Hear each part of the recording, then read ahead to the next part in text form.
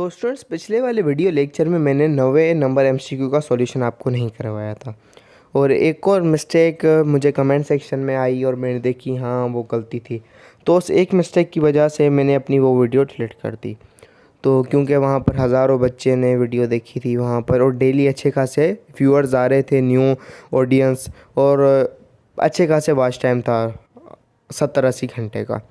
But मैंने एक गलती की थी और उस एक गलती की वजह से पता नहीं कितने हज़ारों बच्चे अगर इम्तिहान में वो सवाल गलत करके आ जाते। तो बिल्कुल गलत था भले, तो मैंने उस वीडियो को रिमूव कर दिया।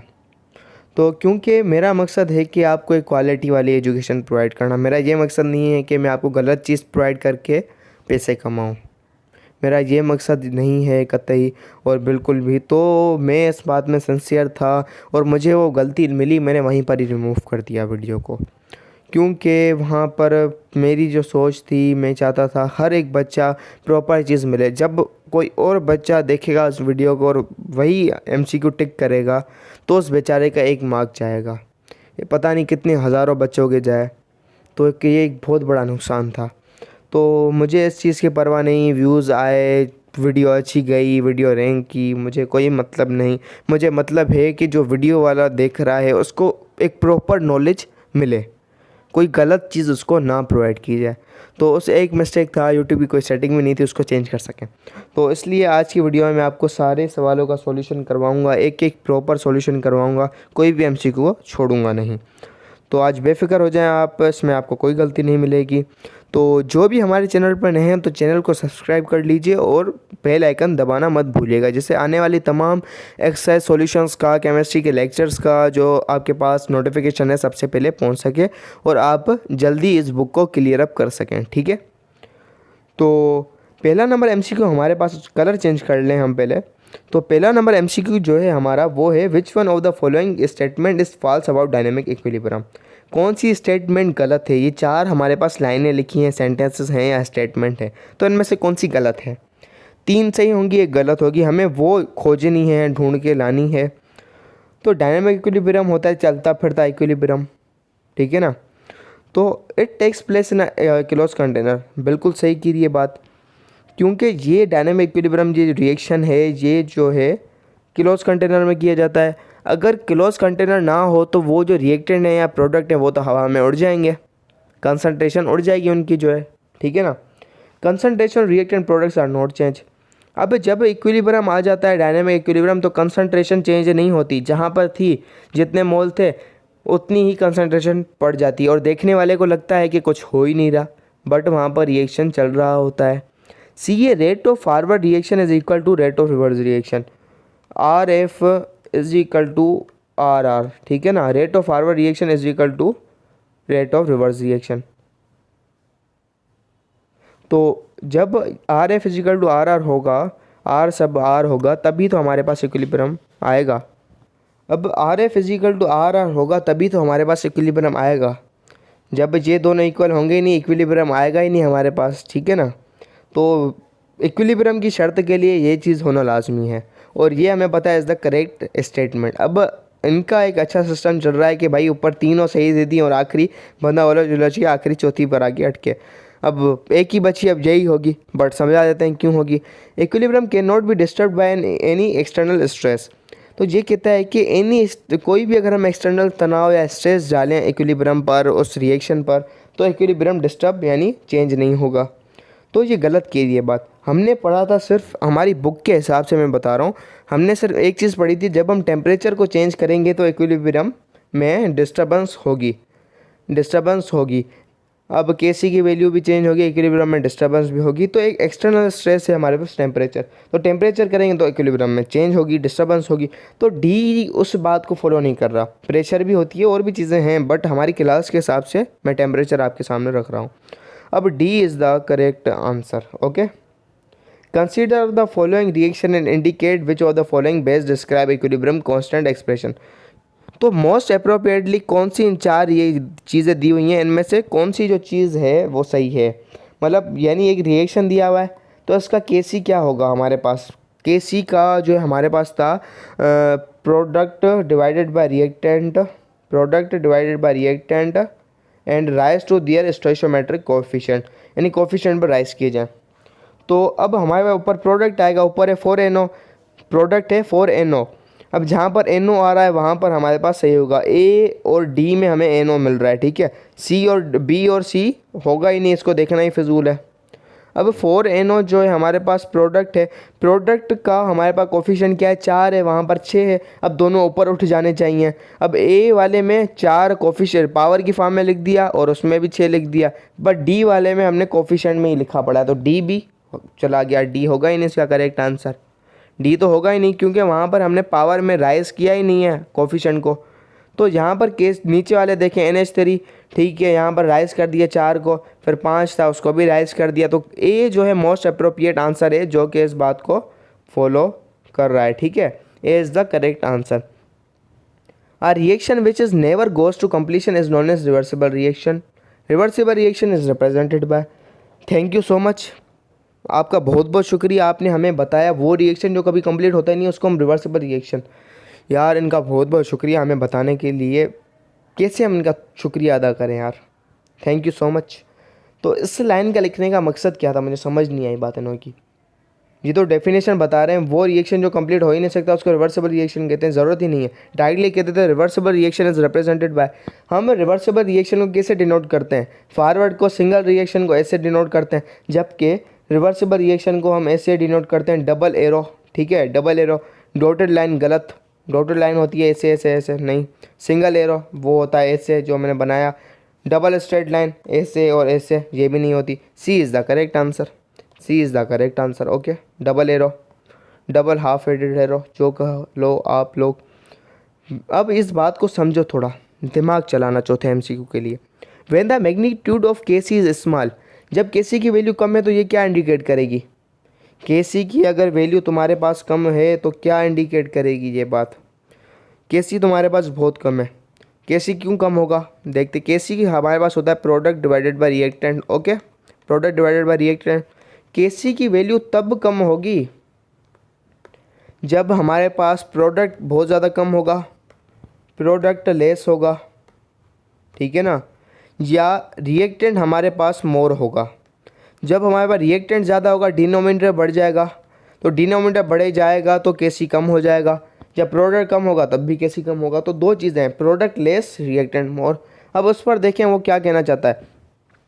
Reaction mixture contain most of the reactant, ये बात मुझे समझ आई, ठीक है, रिएक्शन मिक्सचर में ज़्यादा रिएक्टेंट होते हैं। जब रिएक्टेंट ज़्यादा होगा डिनोमिनेटर बढ़ जाएगा, डिनोमिनेटर बढ़ जाएगा KC की वैल्यू कम हो जाएगी। ये पहला कुछ मुझे आ रहा है, सही है, इसको एक्साइड कर दो। Reaction mixture contain most of the product, जब प्रोडक्ट हमारे पास ज़्यादा होगा तो KC की वैल्यू क्या होगी, नॉमिनेटर बढ़ जाएगा, नॉमिनेटर बढ़ेगा तो KC की वैल्यू इंक्रीज़ करेगी। तो B तो कतई नहीं होगा, इसको साइड कर दो भाई, तुम नहीं होगे इसमें, B गलत है। C a reaction mixture contain almost equal amount of reactant and product, जब इक्वल अमाउंट में रिएक्टेंट और प्रोडक्ट होंगे तो वो नहीं होगा, KC की वैल्यू कम, इक्वल हो जाएगी, तो सी भी नहीं होगा। रिएक्शन गोज टू कंप्लीशन, जब रिएक्शन कंप्लीट हो जाता है तो मतलब क्या होता है, रिएक्शन जब कंप्लीट होता है तो हमारे पास क्या होता है कि KC is equal to product divided by reactant. जब वो हमारे पास रिएक्शन पूरा हो जाता है, प्रोडक्ट सब कुछ प्रोडक्ट हमारे पास बचता है, रिएक्टेंट ख़त्म हो जाता है, गोज टू कंप्लीशन। समझ लो रिएक्टेंट बिल्कुल ही कम बचा है, प्रोडक्ट ज़्यादा बच चुका है। तो जब प्रोडक्ट हमारे पास बढ़ेगा तो KC तो बढ़ेगा ना यार, जब हमारे पास रिएक्शन कंप्लीट होगा तो KC की वैल्यू बढ़ेगी, KC की वैल्यू बढ़ती जाएगी, ठीक है ना। तो D इसका बिल्कुल कतई नहीं होगा, तो A is the correct answer. चौथे का क्या आंसर है, A, वो मैंने बताया क्यों, जब हमारे पास डिनोमिनेटर बढ़ेगा तो हमारे पास KC की वैल्यू स्मॉल हो जाएगी, ठीक है, ओके, इज इट ओके। पांचवा है, थोड़ा समझो इसको, दिमाग खोल लो अपना। For which system does the equilibrium constant, कौन सा रिएक्शन है, कौन सा सिस्टम है जब इक्विलिब्रियम जो कांस्टेंट होगा KC, उसके पास यूनिट ऑफ कंसंट्रेशन होगा। तो सबसे पहले तो ना ग्रामेटिकल मिस्टेक है बुक वालों की, जो है अंग्रेज़ी बहुत अच्छी है। KC has units of concentration, KC have units. अब या तो यहाँ पर हैव ऐड कर देंगे ये लोग, ठीक है ना, हैज़ की जगह, या तो एस को यहाँ से हटा दो तो अच्छा होगा, ठीक है ना। अब Kc has units of concentration, concentration के कोई 10-15 यूनिट होते हैं, तो ये मुझे बात समझ नहीं आई। तो यहाँ में मिस्टेक है और यहाँ में स्पेस भी ज़्यादा छोड़ा हुआ है इन्होंने, तो इन्होंने गलती हुई है, मुझे यकीन है इनसे यहाँ पर कोई ना कोई गलती हुई है। इतनी स्पेस कौन छोड़ेगा यार, इतनी स्पेस, 3-4 स्पेस छोड़ी है इन्होंने। अब मुझे बात समझ नहीं आई। तो कंसंट्रेशन का यूनिट क्या होता है, मोल पर डीएम क्यूब। मोल पर dm cube is the unit of concentration. चारों में से जिसका ये मोल पर डीएम क्यूब होगा, मोल डॉट डीएम क्यूब होगा यूनिट, तो वही इसका आंसर होगा। पर इसके आंसर में आपको एक चीज़ बताऊं, गलती है। अब डायरेक्टली आप सॉल्व करें तो हमारे पास 20 से स्टार्ट करते हैं, ठीक है ना। अब यहाँ पर 2 हैं, प्रोडक्ट में ऊपर आएगा 2 और नीचे भी 2 मोल पर डीएम क्यूब है, 2 से 2 कैंसिल हो गया, ठीक है। ये भी नहीं होगा, इसका कोई यूनिट नहीं है, नो यूनिट, नो यूनिट। अब सी है, यहाँ पर भी 2 है, यहाँ पर भी 2 हो जाएंगे, इसका भी नो यूनिट हो जाएगा, ठीक है ना। डी है, यहाँ पर एक, यहाँ पर एक, यहाँ पर एक, यहाँ पर एक, यहाँ पर 2 हुए और यहाँ पर भी 2 हो गए, ठीक है ना, नो यूनिट आ जाएगा। मैं जो सॉल्व कर रहा हूँ ना, आपको इसके लिए प्रैक्टिस चाहिए होगी। अगर आप इसे सॉल्व करेंगे ना आराम आराम से, यही आंसर आएगा, तीनों का 9 यूनिट। अब एक ही बचा है हमारे पास, वो है पहला। बट पहले का जो यूनिट है वो स्पेशल टाइप का यूनिट आ रहा है। पहले का जो यूनिट है वो है, क्या आ रहा है तो मैं बताऊँ, मोल पर डीएम क्यूब के ऊपर स्क्वायर आ गया और नीचे आ रहा है मोल पर डीएम क्यूब। अब देखो, अब ए जो है, ए का जो है हमारे पास ऐसे यूनिट होगा। देखो ऊपर 2 हैं, ऊपर 4 हैं, ठीक है ना, नीचे 4 हैं। क्या हमारे पास रिएक्टेंट में 4 हैं मोल और प्रोडक्ट में 2 है, तो ऊपर हमने 2 लिख दिया, ऐसे हमने लिख दिया इसको, ठीक है। 2 यहाँ पर 4, तो यहाँ पर 2 से 2 कैंसिल हो जाएगा, ऊपर क्या बचेगा, 1 डिवाइडेड बाय मोल पर डीएम क्यूब, ठीक है ना। 2 लिख देंगे इसके ऊपर स्क्वायर, ऐसे आएगा आंसर। तो अगर हम इसको ऊपर लेके जाएंगे तो 6 यहाँ पर 2 हो जाएगा हमारे पास, ठीक है ना। ऊपर अगर तुम लेके जाओगे तो मोल -2 और इंटू डीएम 6, ऐसे आ जाएगा हमारे पास आंसर टाइप। तो इसको जो ऊपर, ये तो कंसंट्रेशन का यूनिट है नहीं हमारे पास, कंसंट्रेशन का तो यूनिट नहीं है ना, कंसंट्रेशन का यूनिट होता है मोल पर डीएम क्यूब। बट तीनों का कोई यूनिट नहीं दिया हुआ, तीनों का कोई यूनिट नहीं दिया हुआ, तो एज ही आंसर एक बचा है, वही होगा आंसर, ठीक है ना। ए इज़ द करेक्ट आंसर। अब इस सवाल में गलती ये थी कि Kc has unit of concentration नहीं आएगा, एस नहीं आएगा। For which system does the equilibrium constant Kc has unit, फिर ये आंसर बिल्कुल सही होगा। ऑफ कंसंट्रेशन यहाँ पर नहीं आना चाहिए, ठीक है ना। अब किताब वालों को मैं कुछ नहीं कह सकता। अब छठा हमारे पास MCQ आ जाता है, the unit of Kc N2 + O2 2NO। तो इसका यूनिट ऑफ Kc क्या होगा। अब यहाँ पर 1 है, यहाँ पर 1 है, ठीक है ना, 1 मोल है, तो यहाँ पर 2 मोल डीएम क्यूब हो जाएंगे, ठीक है ना। और नीचे भी 2 मोल डीएम क्यूब हो जाएंगे, दोनों में 2NO ऊपर आ गया, 2 मोल डीएम क्यूब, यहाँ पर 2 आया, नीचे कैंसिल कर देंगे तो यहाँ पर 9 यूनिट आ जाएगा। आप भले करके देख लो, यहाँ पर आंसर क्या आएगा, 9 unit. Okay, the system is stable in equilibrium. System equilibrium में कब होगा, जब QC = Kc होगा। हमने पढ़ा था जो चौथे इंपॉर्टेंस ऑफ Kc में हमने पढ़ा था इसको, QC = Kc। A is the correct answer. B नहीं होगा, सी नहीं होगा, ये रिवर्स और बैकवर्ड, रिवर्स एंड फॉरवर्ड को डिनोट करेगा, और डी तो नन ऑफ दिस होगा नहीं। A is the correct answer. Okay, अब आ जाता है हमारे पास MCQ नंबर 8। तो ये बेसिकली बहुत लोगों ने गलत करवाया है और मैंने पिछली वीडियो में आपको बताया था, मैं इसको प्रॉपर आंसर आपको बताऊँगा। तो QC can be define as question reaction, ठीक है ना। इसको हम कैसे डिफाइन करते हैं, ratio of product and reactant. तो ए हो नहीं सकता, ये प्रॉपर नहीं बता रहा, हो सकता है लेकिन उस चीज़ को बता नहीं रहा, एक्सप्लेन नहीं कर रहा। अब बी को देखें, ratio of molar concentration of product and reactant at specific time, ये हो सकता है, बी हमारे पास हो सकता है। Ratio of molar concentration of product and molar volume, molar volume तो होता ही नहीं है यार यहाँ पर, of reactant, molar volume of reactant, तो सी तो होगा नहीं कतई इसका। डी ये ratio of molar concentration of product and reactant raise to the power of coefficient, तो ए तो नहीं होगा, एक्सप्लेन नहीं कर। अब बी और डी का तुम्हें एक मिल गया, बी होगा या डी होगा। बी जो है हमारे पास वो कह रहा है molar concentration of product and reactant at specific time, ठीक है ना। टाइम भले कभी भी हो, बट डी हमें बता रहा है कि राइज टू द कोफिशिएंट। अब raise to the power of coefficient, QC में हम पावर भी राइज करते हैं इस केसी की तरह। अब बी जो है राइज करने की बात नहीं कर रहा है, बी उस पावर कोफिशिएंट वाले पावर को, स्टोइचोमेट्रिक कोफिशिएंट को जो है हमारे पास पावर की तरह राइज करने की बात नहीं कर रहा है। तो बी इसका करेक्ट आंसर नहीं है बेटा, बी गलत आंसर है इसका। डी जो है करेक्ट आंसर है, क्योंकि हम कोफिशिएंट को पावर की फॉर्म में लिखते हैं।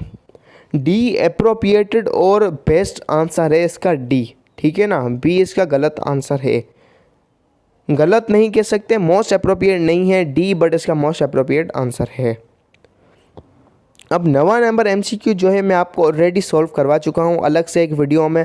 आपको ऊपर आई बटन में नज़र आ गया होगा कि इस वाले सवाल का आंसर क्या होगा। वहाँ पर मैंने डिटेल्ड इसकी एक्सप्लेनेशन दी हुई है 9वें सवाल की डिटेल्ड, ऊपर आपको नज़र आ गया होगा। उस पर क्लिक करके या डिस्क्रिप्शन में लिंक दी होगी, उस वीडियो को देखकर आप इसका पूरा प्रॉपर आंसर दे सकते हैं। वरना मेरे 4.5-5 मिनट यहाँ पर पूरे इस वीडियो जो है बड़ी हो जाएगी 4.5 से 5 मिनट तक, ठीक है ना।